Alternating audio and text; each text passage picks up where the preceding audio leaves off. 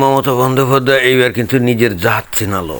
খুব ইন্টারেস্টিং একটা মন্তব্য করছে এই নরেন্দ্র মোদীকে নিয়ে। একদিন আর দুদিন আগে এই যে নরেন্দ্র মোদী ঝাড়গ্রাম না কোন জায়গায় উনি গেছিলেন, যার পথে হঠাৎ করে তার কনভয়কে থামিয়ে রাস্তার পাশে একটা যে ঝালমুড়ির দোকান ছিল, তো সেখানে উনি যে ঝালমুড়ি খেয়েছিলেন এটা তো এখন সবাই জানে, তাই না? তো মমতা বন্দ্যোপাধ্যায় এখন কটাক্ষ করে বলছে যে রাস্তায় মোদির ঝালমুড়ি খাওয়াকে নাটক বললেন মমতা। রাইট।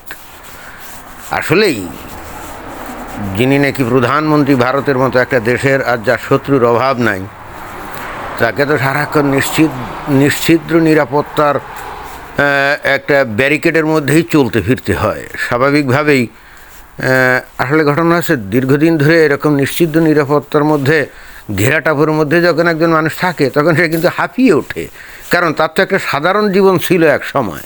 তখন সে ওই সাধারণ জীবনটাকে মারাত্মক মিস করতে থাকে। অনেকে হয়তো মনে করে যে এরা যখন নিরাপত্তার চাদরে বেষ্টিত হয়ে কঠিন ঘেরাটোপে থাকে, না জানি কত আনন্দ উল্লাসে চলে। কথাটা একেবারেই ভুয়া, মানে ভুয়া কথা এবং একেবারেই ফালতু কথা। আসলে এরাও একসময় হাঁপিয়ে ওঠে এবং তাদের কাছে মনে হয় এটা ওয়ান কাইন্ড অফ জেইলের জীবন, মানে জেলের মধ্যে বন্দি অনেকটা। তো ওই জেল থেকে বেরিয়ে গিয়ে একটু সাধারণ জীবনযাত্রা তারা করতে চায়। আর নরেন্দ্র মোদীর মতো মানুষ এটা যে করতে চাইবে এতে তো কোনো সন্দেহ নেই, কারণ যতটা আমরা শুনছি তার বাপের নাকি নিজেরই একটা চায়ের দোকান ছিল। নরেন্দ্র মোদী একসময় সেই চায়ের দোকানে নাকি কাজও করতেন। একেবারে নিম্নবিত্ত পজিশন থেকে বা কন্ডিশন থেকে উঠে আসা নেতা এই নরেন্দ্র মোদী, তাই না? তো স্বাভাবিকভাবে আগে যে সাধারণ জীবনযাপন করতেন, মুক্ত স্বাধীন বিহঙ্গের মতো জীবনযাপন করতেন, সেটা তো উনি মিস করেন। এবং মিস করেন বলেই কিন্তু বস্তুত উনি ঝালমুড়ি খাওয়ার জন্য ওই যে দোকানে নামছিলেন নাকি। তো এখন সেটা ভালো লাগে নাই মমতার। তো উনি বললেন নাটক। আমার প্রশ্ন হচ্ছে, মমতা বন্দ্যোপাধ্যায় আপনি নিজেই তো সারা জীবন নাটক করে গেলেন, তাই না?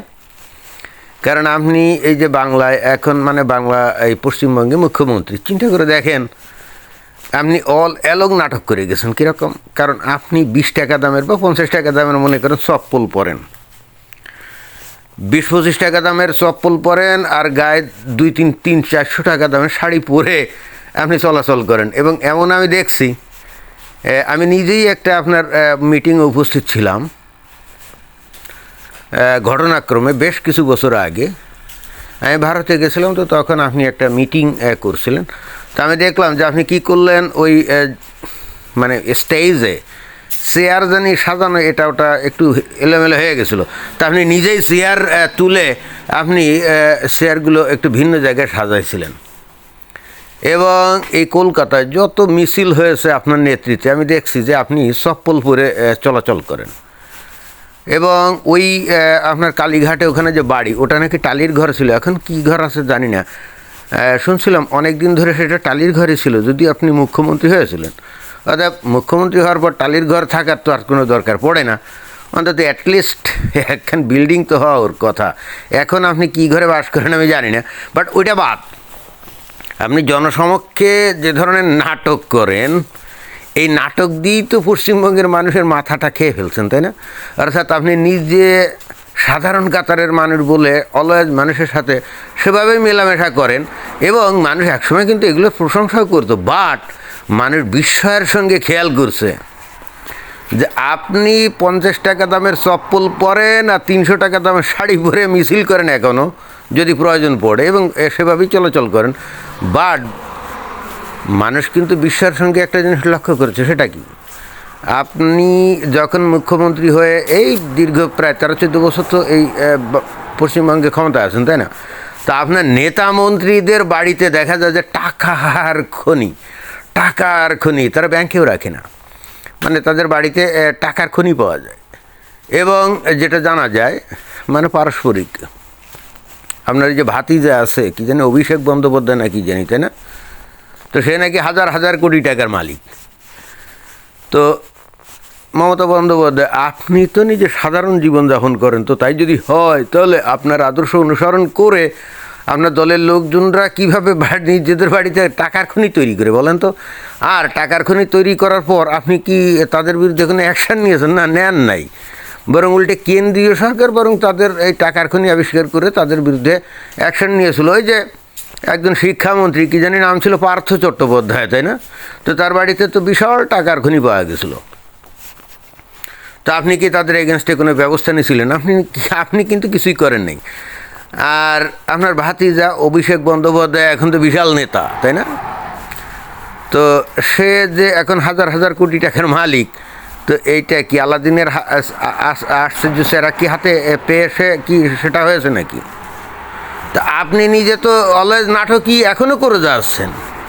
মানে আপনার দলের লোকজন, আপনার পরিবারের লোকজন হাজার হাজার কোটি টাকার মালিক, বাট আপনি মানুষের সামনে দেখান আপনি কি করেন। আপনি 50 টাকা দামের চপ্পল পরেন, 300 টাকার দামের শাড়ি পরেন। কি এটা ভয়ঙ্কর নাটক না? আর এই নাটকটা তো আপনি অল অ্যালং করে যাচ্ছেন এবং বাংলাদেশের মানুষদেরকে আপনি বুদ্ধু বানিয়ে যাচ্ছেন, মূর্খ বানিয়ে যাচ্ছেন, বোকা বানিয়ে যাচ্ছেন, তাই না? তো এই যে নাটকটা আপনি নিজে অল অ্যালং সারা জীবন করে আসছেন, আমার মনে হয় আপনার দেখা দেখি এই নরেন্দ্র মোদীও মনে হয় যে ওই নাটকটাই করছে, আমার ধারণা। তো সেই ক্ষেত্রে এই কৃতিত্বটা তো আপনার পাওয়াই উচিত।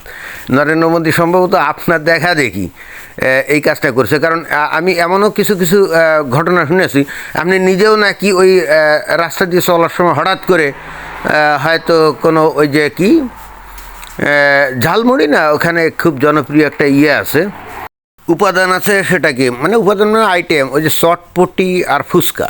তা আপনি নিজেও তো মাঝে মাঝে এরকম দাঁড়িয়ে চটপটি আর ফুচকার দোকানে কথা নাই বার্তা নেই আপনি খান। তো নাটক আপনি অলওয়েজ করেন না।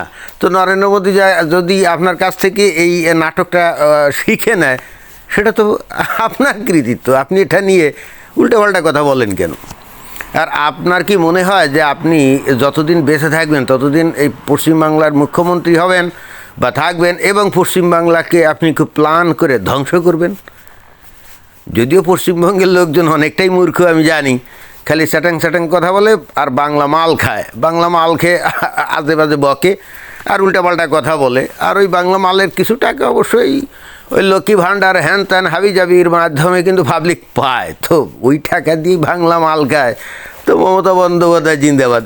আমি একটা জিনিস বুঝি না, আরে এই মমতা বন্দ্যোপাধ্যায় তার আমলে এই পশ্চিমবঙ্গে তো ন্যূনতম কোনো উন্নতি করে নেই। কারণ পশ্চিমবঙ্গে এই মমতা বন্দ্যোপাধ্যায় ক্ষমতায় যাওয়ার আগে থেকেই আমি তো ওই অঞ্চলে ঘোরাঘুরি করি এবং এই দীর্ঘ 14-15 বছর চলে গেছে, আমি এই পশ্চিমবঙ্গের কোনো উন্নতি দেখি নাই, বরং অবনতি দেখছি। 14-15 বছর আগে আমি শুনতাম না যে পশ্চিমবঙ্গের লোকজন এই পশ্চিমবঙ্গ থেকে বাইরে কোনো জায়গায় কাজে কামে যাইতো, তারা যা করতো এটা মানে নিজের জায়গায় হয়তো করতো।